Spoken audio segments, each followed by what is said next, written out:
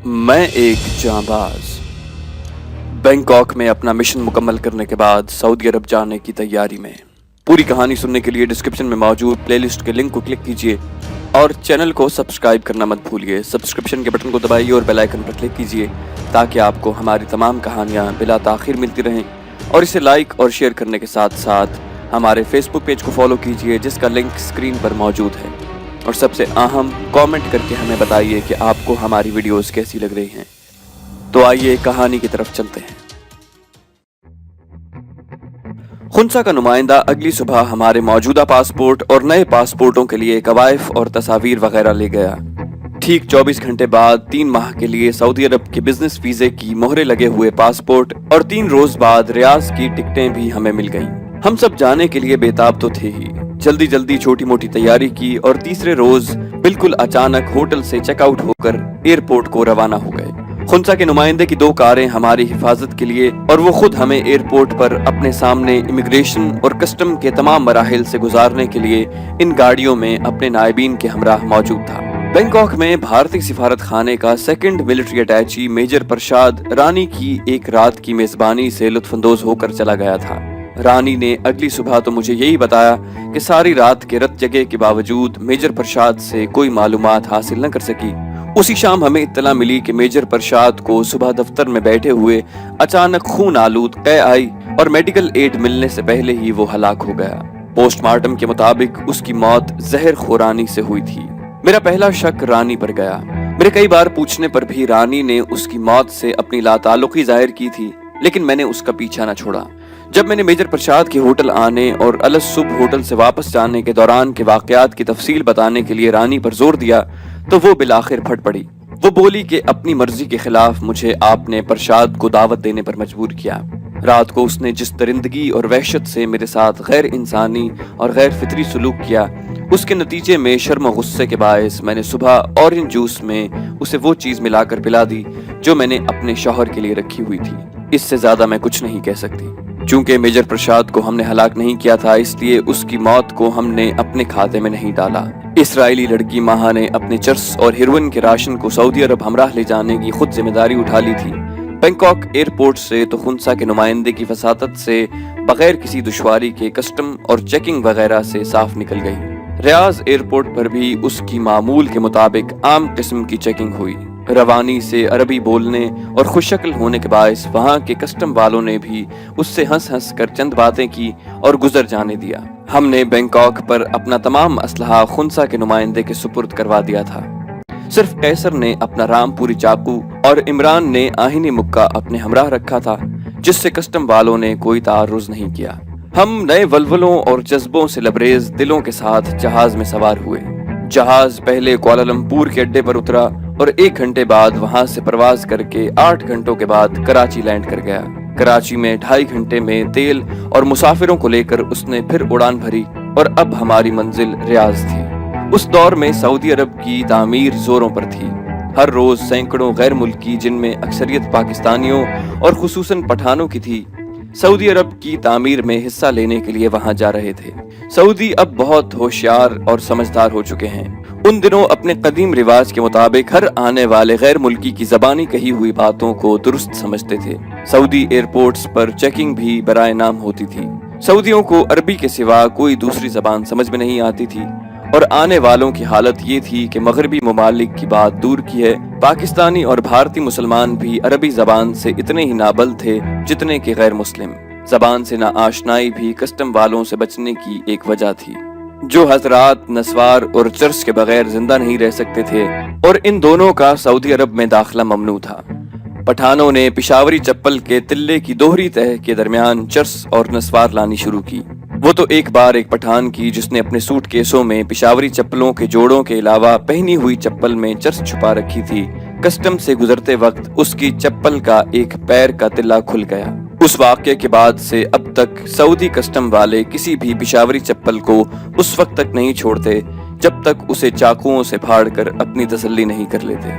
मैंने एयरपोर्ट से ही उमर के नुमाइंदे को फोन करके अपनी आमद की इत्तला दे दी थी और उसी ने हमें एक पेट्रोल पंप पर आने का कहा था। हम वहां पहुंचे तो वो इंतजार में था।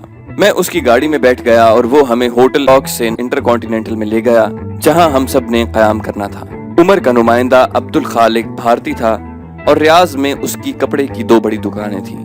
ہم بینکاک سے 9 بجے صبح کے روانہ ہوئے، رات 2 بجے ریاض پہنچے۔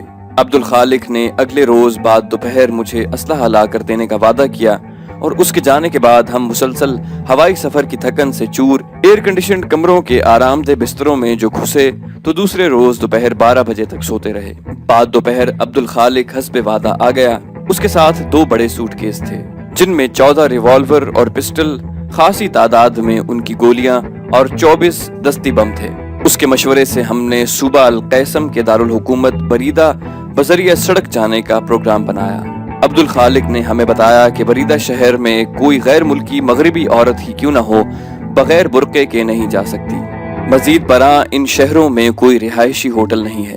سپنا اور لیے برقعے تو اس نے مہیا کر دیے اور مجھے کہا کہ ان شہروں میں ٹیکسی سروس بھی نہیں، لہٰذا بہتر رہے گا کہ ہم ریاض سے ہی گاڑیاں خرید لیں۔ ہم نے اسی کے ساتھ جا کر 4 ٹیوٹا گاڑیاں 18,000 ریال فی گاڑی کے حساب سے خرید لیں۔ اس وقت کی پاکستانی کرنسی کے مطابق ہمیں ہر گاڑی 62,000 روپے میں پڑی۔ ایک دن میں ہی ہمیں ان کی رجسٹرڈ نمبر پلیٹیں عبدالخالق نے بنوا کر لا دیں۔ عبدالخالق نے ہی اپنے ذرائع سے میرا، کرنل مزمل، عمران، قیصر، کریم، جیسیو، منصف اور رضی کے لیے 7 جعلی ڈرائیونگ لائسنس بھی بنوا دیے۔ اس نے ہنستے ہوئے بتایا کہ ریاض میں جعلی پاسپورٹس تو معمولی بات ہے، دنیا کے ہر ملک کے جعلی پاسپورٹ اور ویزے بھی ملتے ہیں اور یہ کام پاکستانیوں کا ایک گروہ کر رہا ہے۔ بریدہ میں ہماری رہائش کا اس نے یہ انتظام کیا کہ ایک 9 کمروں کا مکان بریدہ میں اپنے دوست کی وساطت سے کرائے پر لے لیا۔ 4,000 ریال ماہوار کرائے پر یہ فرنشڈ مکان ہمارے لیے بہت موزوں تھا۔ اب سب تھا کھانا تیار کرنے کا تو ماہا اور سپنا نے اس کی ذمہ داری اٹھائی۔ دونوں فوجی سپاہی گھر کی دیکھ بھال اور سودا سلف لانے کے لیے تیار تھے۔ بریدہ ریاض سے 450 کلومیٹر کے فاصلے پر تھا اور آج کل کی موجودہ شاہراہ ان دنوں زیر تعمیر تھی۔ عبدالخالق کے دوست نے ہمیں بریدہ شہر کے پوش علاقے میں گورنر پرنس عبداللہ کے آمادہ کے قریب ٹیلی ویژن اسٹیشن کے بالکل ساتھ بنے سرخ و سبز گھر پر ملنا تھا، کیونکہ یہی وسیع و عریض مکان ہمارے لیے کرائے پر لیا گیا تھا۔ ریاض میں ان انتظامات میں ہمارے 5 روز صرف ہو گئے اور 6 روز الصبح ہم بریدہ جانے والی سڑک پر روانہ ہوئے۔ یہ 4 گاڑیاں میں نے عمر کے دیے ہوئے ٹریول چیکس کے ذریعے خریدی تھی۔ سڑک کے زیر تعمیر ہونے اور لیفٹ ہینڈ ڈرائیو گاڑیوں اور سڑک پر بائیں کی بجائے دائیں جانب ٹریفک چلنے کی وجہ سے ہم نے 370 کلومیٹر کا فاصلہ 7 گھنٹے میں طے کیا۔ ہماری ہمراہی عورتوں نے برقعے اوڑھ رکھے تھے اور ماہا سارے سفر کے دوران چرس کے سگریٹ فون پر رہی۔ ٹی وی اسٹیشن کے ساتھ ہی سرخ و سبز گھر ہمیں جلد ہی مل گیا، جہاں اورنگزیب ہمارا انتظار کر رہا تھا، کیونکہ ہماری روانگی کے فوراً بعد عبدالخالق نے اسے ٹیلی فون پر بتا دیا تھا۔ گھر کے سارے کمرے ایئر کنڈیشن تھے۔ ہم نے ایک کمرے میں 2 ساتھیوں کو ٹھہرایا۔ میرے ساتھ کرنل مزمل کا بیڈ تھا۔ اورنگزیب کو ہم نے سامان خورد و نوش، برتنوں اور دیگر ضروری اشیاء کی لسٹ بنا کر دی اور 2 گھنٹے میں اورنگزیب نے ہمیں ضرورت کا سب سامان لا کر دے دیا۔ یہاں پر نوجوان نسل کے لیے سعودی عرب کے کچھ حالات تحریر کر رہا ہوں۔ عربیہ پہلے سلطنت عثمانیہ کا ایک صوبہ تھا۔ سلطنت عثمانیہ کا سلطان ترکی میں رہتا تھا اور دنیا بھر کے تمام اسلامی ملک سلطنت عثمانیہ میں شامل تھے۔ برطانیہ، جس کی حکومت آدھی دنیا میں تھی، مسلمانوں کی اس مرکزیت کو ختم کرنے کے درپے تھا۔ اس کے بھیجے ہوئے جاسوس کیپٹن لارنس، جس کے اوپر مشہور فلم لارنس آف عربیہ بھی بن چکی ہے، اس نے عربی سیکھی اور جب عربی بولنے لگ گیا تو عربوں کے بھیس میں عربیہ میں جا کر مختلف قبائل کو سلطنت عثمانیہ کے سلطان عبدالحمید دوئم کے خلاف اکسانے میں اس حد تک کامیاب ہوا کہ ان قبائل نے مرکز کے خلاف بغاوت کر کے سرکاری تنصیبات اور واحد ریلوے لائن کو کئی جگہوں سے اڑا کر مرکز سے عربیہ کا رابطہ ختم کر دیا۔ ترکی، جو پہلی جنگ عظیم میں جرمنی کے ساتھ شامل تھا، شکست کھا کر اس حد تک کمزور ہو چکا تھا کہ عربیہ کا دفاع نہ کر سکا۔ شریف مکہ کو انگریزوں نے بے دخل کر کے اردن کا علاقہ دے دیا اور عربیہ پر سلطنت عثمانیہ کا خاتمہ ہو گیا۔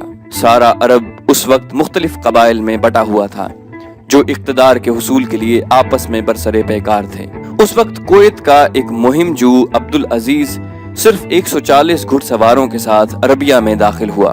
زلفی، جو ریاض اور بریدہ کے درمیان میں ہے، اس کے قبیلے سے عبدالعزیز کی پہلی جنگ ہوئی اور قبیلے کے سردار کو ہلاک کر کے عبدالعزیز نے یک کے بعد دیگرے شکست دے کر ہر قبیلے کے سردار کی بیٹی یا بیوی سے نکاح کرتا گیا۔ شکست خوردہ قبیلے ان شادیوں کی وجہ سے عبدالعزیز کا ساتھ دیتے گئے۔ 5ویں شادی سے پہلے وہ کسی سابقہ بیوی کو طلاق دے دیتا اور یوں تھوڑے ہی عرصے میں سارے عربیہ پر اس کا قبضہ ہو گیا۔ اپنے دوست اور رہبر عبدالوہاب کے کہنے پر اس نے سارے ملک میں وہابیت کو رائج کیا اور ملک کو سعودی عرب کا نام دے دیا۔ یہ وہ دور تھا جب سعودی عرب دنیا کے غریب ترین ممالک میں شمار ہوتا تھا اور حکومت کی تمام آمدنی حاجیوں اور عمرہ کرنے والے غیر ملکیوں سے خدمت کے نام پر ٹیکس کی وصولی سے ہوتی تھی۔ بحری قزاقی بھی ان دنوں عروج پر تھی اور ایران اپنے حاجیوں کی حفاظت کے لیے سالانہ 3 لاکھ سعودی حکومت کو دیتا تھا۔ 40 کی دہائی میں سعودی عرب میں پیٹرول نکل آیا اور یہ غریب ترین ملک دنیا کے انتہائی دولت مند ملکوں میں شمار ہونے لگا۔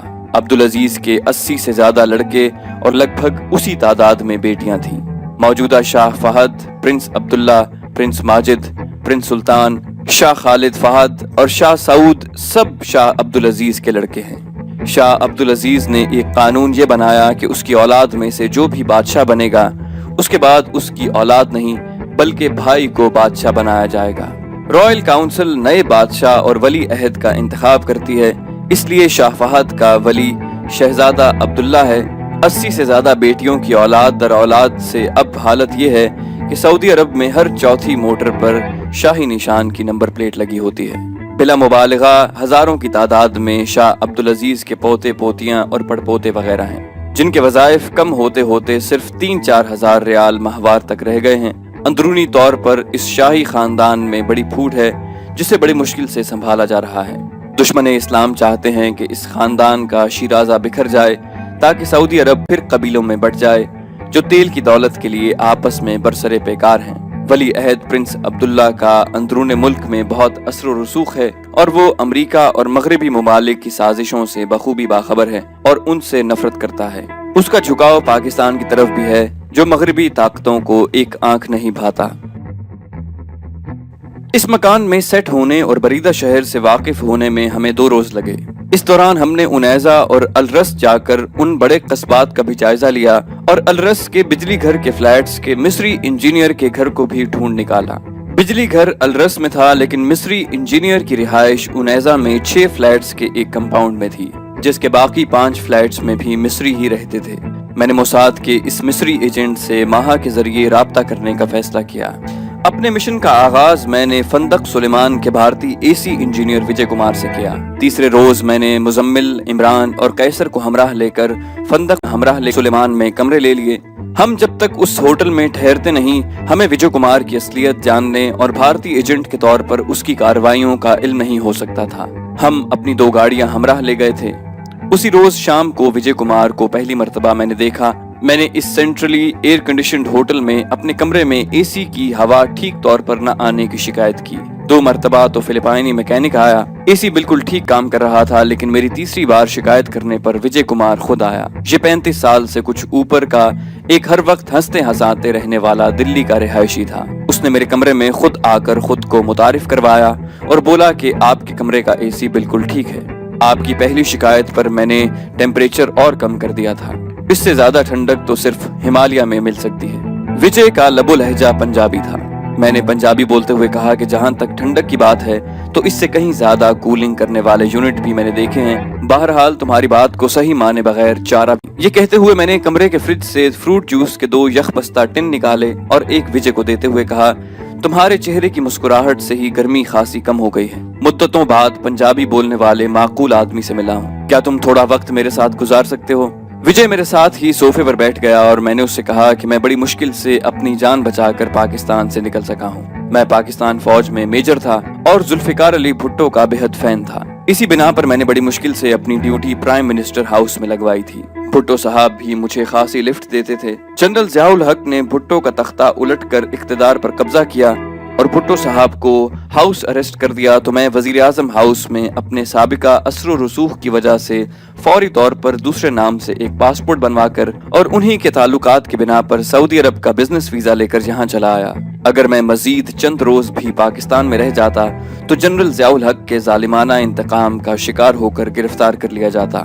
गर्ज ये कि ऐसी कई बातें करके मैंने विजय को अपनी पाकिस्तान से निकलने की बातें सुनाकर और उसे अपनी कवर स्टोरी पर यकीन दिलाने की कामयाब कोशिश की और उसे बताया कि मैं हुकूमत पाकिस्तान के और खुसूसन पाकिस्तान की एटमी तवानाई में अब तक की कामयाबी के चंद ऐसे खुफिया राज अपने हमराह लाया हूँ जिन्हें फरोख्त करके मैं अच्छी खासी रकम हासिल कर सकता हूँ और ऐसी पार्टियों की तलाश में हूँ जो उन्हें खरीदने में दिलचस्पी रखते हों। पाकिस्तान से मैं पहले बैंकॉक और फिर वहां से रियाज आया हूँ ताकि किसी को शक न पड़ सके।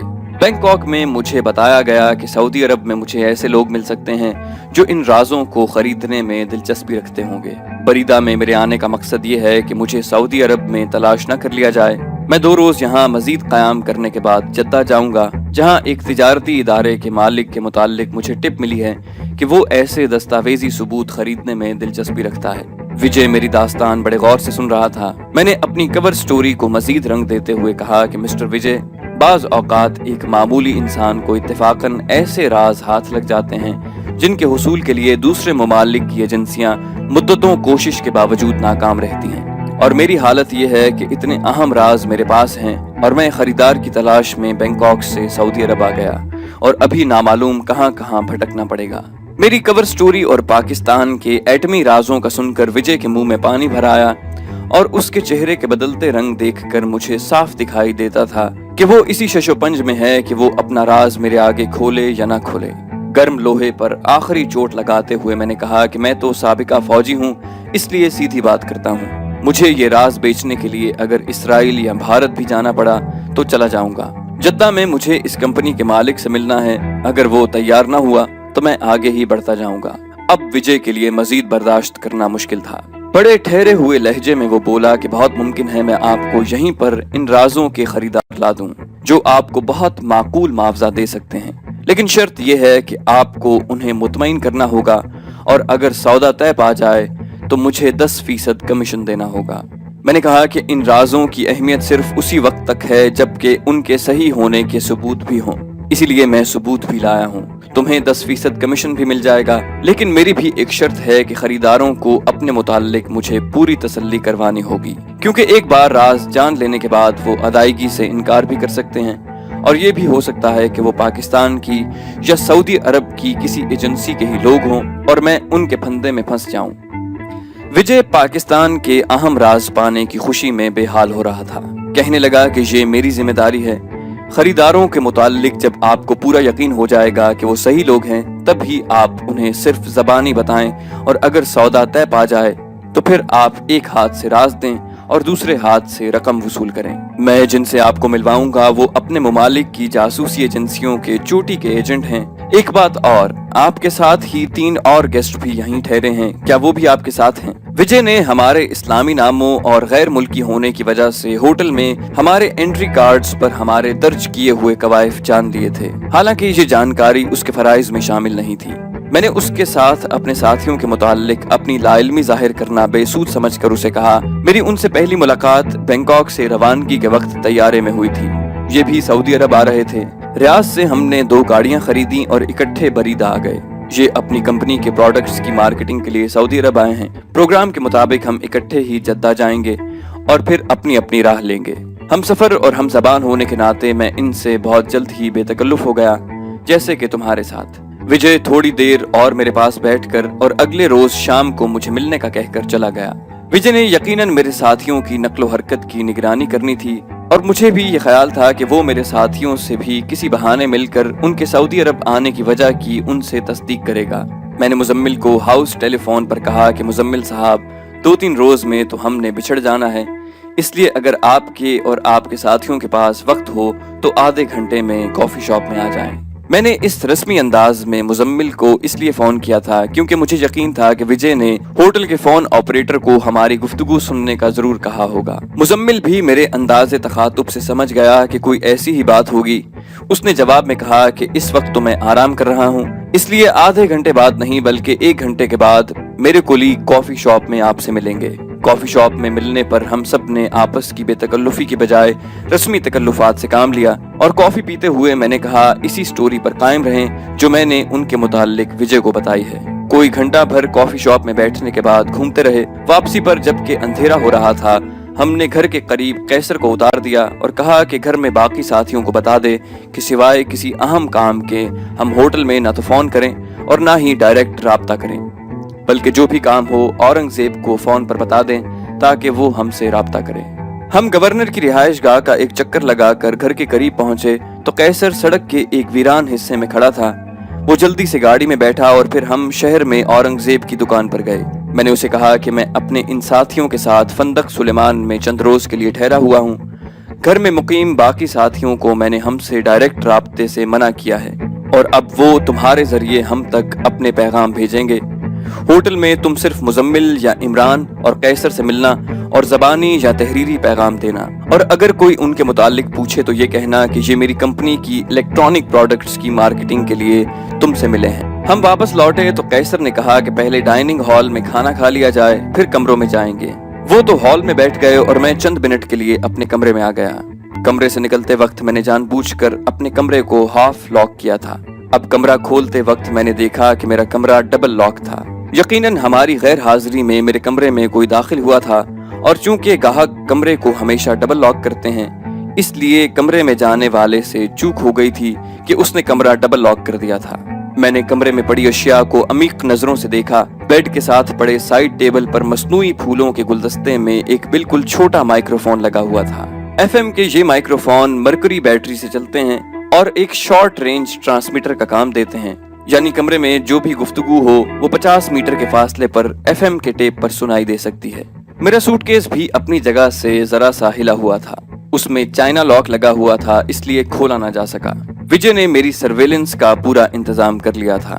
اس کا مطلب یہ تھا کہ اس نے ایٹمی رازوں کے خریداروں کا جو ذکر کیا تھا وہ محض لاف زنی نہ تھی، جبکہ یقیناً اس کا پاکستان کے خلاف جاسوسی کرنے والوں سے رابطہ تھا۔ میں نے کمرے کا اور اچھی طرح سے جائزہ لیا، لیکن مجھے کوئی اور جاسوسی کا آلہ دکھائی نہ دیا۔ میں نے کمرہ بند کیا اور ڈائننگ ہال میں ساتھیوں کے پاس آ گیا۔ انہیں اپنے کمرے میں خفیہ مائکرو فون کا بتا کر کہا کہ وہ بھی اپنے کمروں میں چھپائے گئے مائکرو فون یا جاسوسی کے دوسرے آلات کو تلاش کریں اور ہاؤس ٹیلی فون پر ایک دوسرے سے گفتگو کرتے وقت پوری احتیاط سے کام لیں۔